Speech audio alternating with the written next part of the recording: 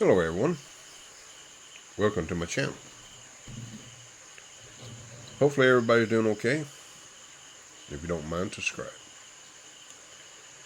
What we're going to talk about today, I got to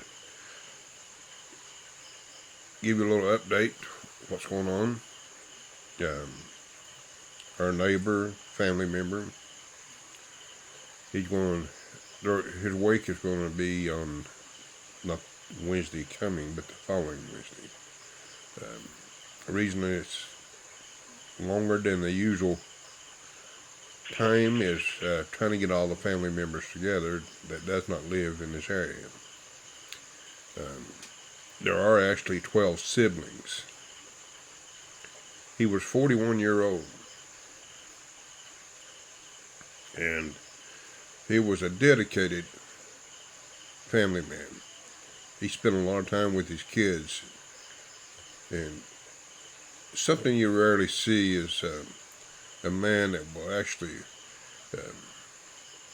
stay close to their kids. I watched him go by my home. They have to cross the creek and walk up here. He usually parks his motorcycle behind my house, and he'd carry his baby. He was so proud. He'd smile at me and always spoke every time he walked by. Now, this was a daily routine. 2 or 3 times a day, I'd see him. He always made an effort to speak. And he had that unique smile. Yeah. And it was rare for them to ever ask for help. And there have been a few occasions I had a loan of money, nothing big. And there have been a few occasions I have refused payment. I just donated it. Now, the biggest thing they've ever borrowed was about $10. And usually when they did that, it was something due to a school activity for one of their kids. And when I found out that's what it's used for, Grace and I would always just say, don't worry about it, you don't have to pay it back. And, they didn't make it a habit of doing that either. I mean, it wasn't like they were going to take advantage of it, borrow money every time they turn around. It was rare. The reason I'm talking about this is to give you an idea of how a family operates here on a minimum income. And when we're talking minimum.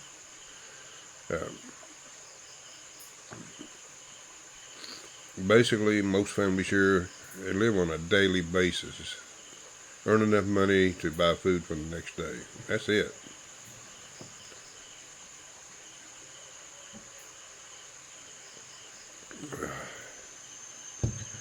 Now, we got a contribution, and I really want to give a big thanks and a big shout out. Thank you very much. Now, this is what happened yesterday. Grace sent her neighbor to buy a 50-kilo sack of rice. And 50 kilos, roughly 110 pounds. Thereabouts, give or take. I don't know the exact, but that's pretty close. Last year when we bought for Christmas a sack of rice, it cost us about $38 or 1,900 pesos. Thereabouts. Maybe that's pretty close to estimate. Well, I got shocked yesterday.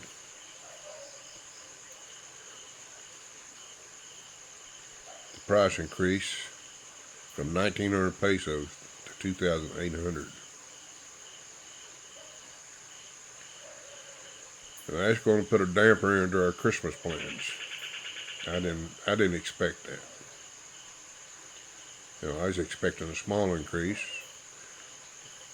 We normally buy 12 to 16 sacks of rice every year and give out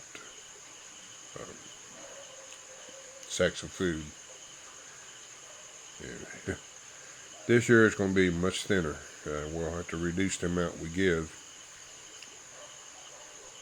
and that really,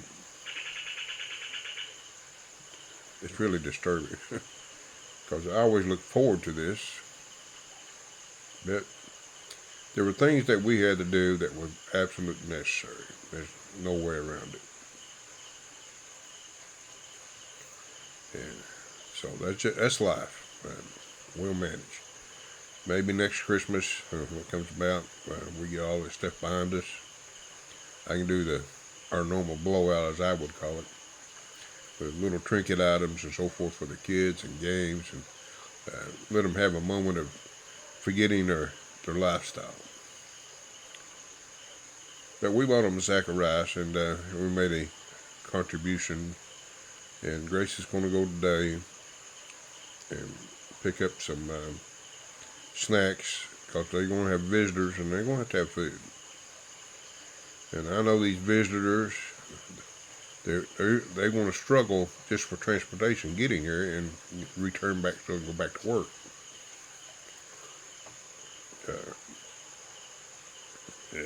It's going to be a task for them. But they'll manage to do that in order to pay respects to their brother. But we're going to do our part, do our best.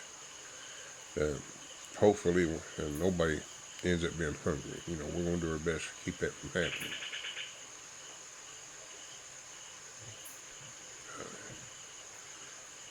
But anyway, I miss his happy smile. His family walking by here, and his kids. He got a young son, I think about 5-year-old.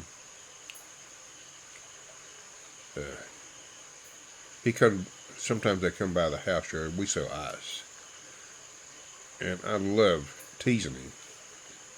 He got this little unique way of doing things, kind of a bashful way, and he's a child that you just enjoy just being around.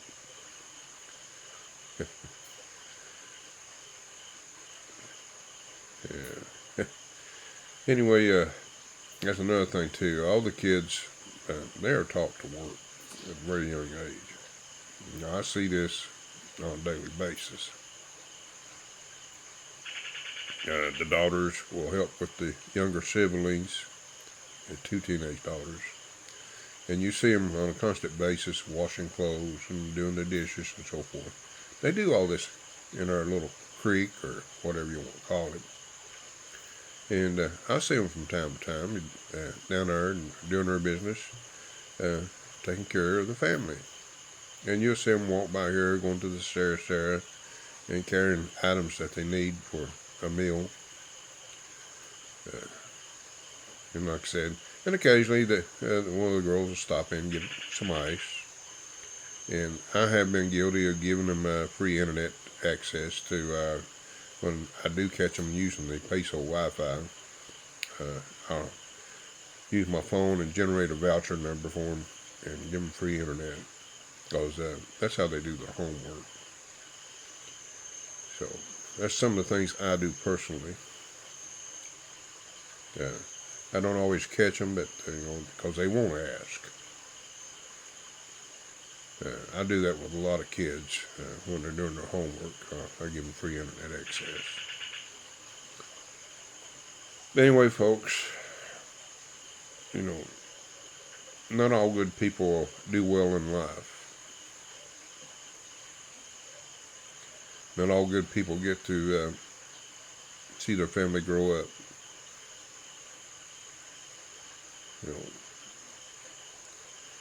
Regardless how kind you are or how good you are, there's always that possibility that you're not going to be there. And, it leaves an impression upon a lot of people they don't realize. But I will remember him as for a long time to come, I guess, from the rest of my days. Because, I've seen him go by here many times. And I won't forget that smile. Anyway, folks, if you don't mind, if you watch this far along, if you like some of my videos, subscribe. I appreciate that. And thanks again.